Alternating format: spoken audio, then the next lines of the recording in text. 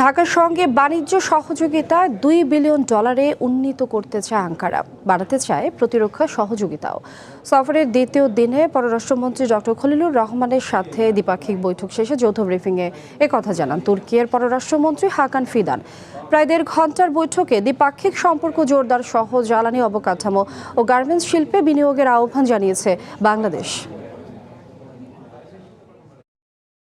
তুর্কির পররাষ্ট্রমন্ত্রী হাকান ফিদানের 3 দিনের সফরের দ্বিতীয় দিন সকাল শুরু হয় পররাষ্ট্রমন্ত্রী ডক্টর খলিলুর রহমানের সাথে দ্বিপক্ষীয় বৈঠকের মধ্য দিয়ে। প্রায় 1.5 ঘণ্টা চলা এই বৈঠকে গুরুত্ব পায় ঢাকা আঙ্কারা দ্বিপাক্ষিক সম্পর্ক, জ্বালানি অবকাঠামো তৈরি, পোশাক খাত, বিনিয়োগ, স্বাস্থ্য, রোহিঙ্গা সংকট ও প্রতিরক্ষা খাতে সহযোগিতার মতো গুরুত্বপূর্ণ বিষয়গুলো।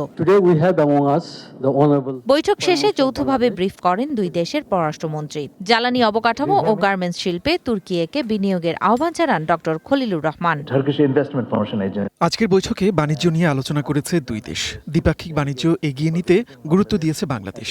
দেশের বেসরকারি খাতে তুর্কির বিনিয়োগকারীদের আমন্ত্রণ জানিয়েছি আমরা। বিশেষ অর্থনৈতিক এলাকায় বাণিজ্য, তৈরি পোশাক শিল্প, চিকিৎসা সামগ্রী সহ প্রতিরক্ষা সামগ্রী উৎপাদনের মতো খাতে বিনিয়োগ করতে পারে তুর্কি। বাংলাদেশের পররাষ্ট্র নীতি উল্লেখ করে ডক্টর খলিলুর রহমান বলেন, বাংলাদেশ প্রথম পররাষ্ট্রনীতি দেশের মানুষের স্বার্থ রক্ষার বিষয়টি তুলে ধরে। বাংলাদেশ প্রথম এই পররাষ্ট্রনীতি এদেশের সার্বভৌমত্ব, মানুষের শান্তি এবং দেশের স্বার্থ রক্ষার বিষয়টি তুলে ধরে। বাংলাদেশ মনে করে সীমান্তের ওপারে বন্ধু এবং সহযোগী রয়েছে, প্রভু নয়। বাংলাদেশ কূটনৈতিক সামঞ্জস্যতায় বিশ্বাস করে। তুর্কির পররাষ্ট্রমন্ত্রীর এই সফর পারস্পরিক সম্পর্ককে আরও এগিয়ে নেবে। বাংলাদেশের পররাষ্ট্র নীতিকে সমর্থন জানিয়ে তুর্কির পররাষ্ট্রমন্ত্রী হাকান ফিদান জানান, বাংলাদেশের সঙ্গে বাণিজ্যিক সহযোগিতা 1.3 বিলিয়ন থেকে 2 বিলিয়নে উন্নীত করতে চায় আঙ্কারা, বাড়াতে চায় প্রতিরক্ষা সহযোগিতাও। আজকের বৈঠকে আমরা দ্বিপাক্ষিক এবং আঞ্চলিক সহযোগিতা এগিয়ে নিতে আলোচনা করেছি। বাংলাদেশ বাণিজ্য খাতে বিনিয়োগ $1.3 বিলিয়ন থেকে $2 বিলিয়ন উন্নীত করতে চায় তুর্কি। বিশেষ করে প্রতিরক্ষা শিল্প, চিকিৎসা এবং অন্যান্য গুরুত্বপূর্ণ খাতে বিনিয়োগ করব আমরা। দুই দেশের মধ্যে একটি সমঝোতা স্মারক স্বাক্ষর হবে আজ। এ সময় রোহিঙ্গা সংকট সমাধানে বাংলাদেশের পাশে থাকার প্রতিশ্রুতিও দেন হাকান ফিদান। বাংলাদেশ রোহিঙ্গাদের আশ্রয় দিয়ে ঐতিহাসিক মানবিকতা দেখিয়েছে।